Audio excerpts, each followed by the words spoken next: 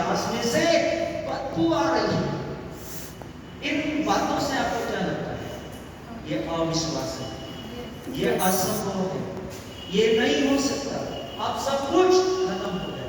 लेकिन परमेश्वर तो हमें क्या कहता है? जो मनुष्य के लिए असंभव है वही ईश्वर के लिए संभव है। आमीन, हालेलुया, हालेलुया। आपसे मुझसे नहीं हो सकता, लेकिन आपके और मेरे मुंह से जो निकलेगा परमेश्वर का वचन, उससे बहुत कुछ हो सकता है। हालेलुया, यस, हालेलुया, उससे बहुत कुछ हो सकता है। इसलिए जब आप उस वचन से बोलते हैं, जब आप उस वचन पर विश्वास के साथ घोषणा करते हैं, वही होगा जो आपने कहा है। हालेलुया। जब लाजरूस की कब्र पर गए, यीशु ने कहा पत्थर को हटा दो, तो मार्था ऐसी आके खड़ी हुई, प्रभु ऐसा नहीं करने दूंगी। यीशु ने उससे सवाल पूछे 3 बार, मार्था क्या तुम नहीं जानती? क्या तुम जानती हो? प्रभु ने पूछा क्या तुम जानती हो कि मैं ऐसा कर सकता हूं? मार्था का जवाब था, मैं विश्वास करती हूँ, मैं जानती हूँ कि हमारा भाई अंतिम दिन यीशु मसीह क्या पूछ रहे हैं? देखिए, जब आप विपरीत परिस्थिति में होते हैं तो बच्चा आपको समझ नहीं आता है, इसलिए बच्चे के साथ कंटिन्यू सहभागी रहते हैं, बच्चे के साथ कंटिन्यू सहभागी रहते हैं, तो आपको मालूम होगा कि आपको करना क्या है। सही समय पर सही काम, सही जगह पर सही स्थान में सही समय पर होना वचन आपको बताए। इसीलिए लिखा है कि मेरा वचन भ्रांत धारणाओं का खंडन करेगा।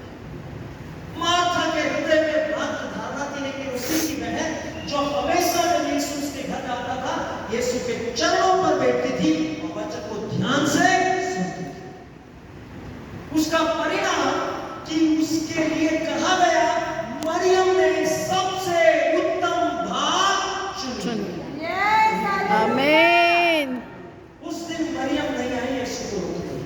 वो तो जानती थी कि अब यहाँ महान काम होने, परमेश्वर की महिमा होने वाली है, लेकिन मार्था की खड़ी होगी, नहीं प्रभु, कब्र में से दुर्गंध आती होगी, मैं इस पत्थर को लुटाने नहीं दूंगी। यीशु ने दूसरी बार पूछा क्या तुम विश्वास करती है कि मैं ऐसा कर सकता हूं? तब फिर वो बोलती है कि हमारा भाई लाजरूस अंतिम दिन जी उठेगा, मैं विश्वास करता। फिर यीशु ने तीसरी बार पूछा, तब भी वही जवाब, मैं विश्वास करती हूँ प्रभु कि हमारा भाई पुनरुत्थान के दिन जी उठेगा।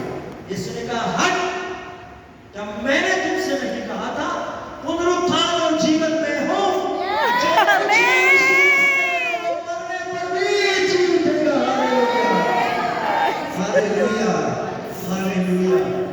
यदि बीमारी आपके जीवन में आ जाए, यदि एक्सीडेंट में हालात खराब हो जाए, यदि आपकी आंखें भी चले जाए, यदि आपके प्राण में प्राण नहीं है, जीने की रहे, लेकिन यदि वचन आपके अंदर है तो बाइबल कहती है वो जी उठेगा। हालेलुया, आमीन।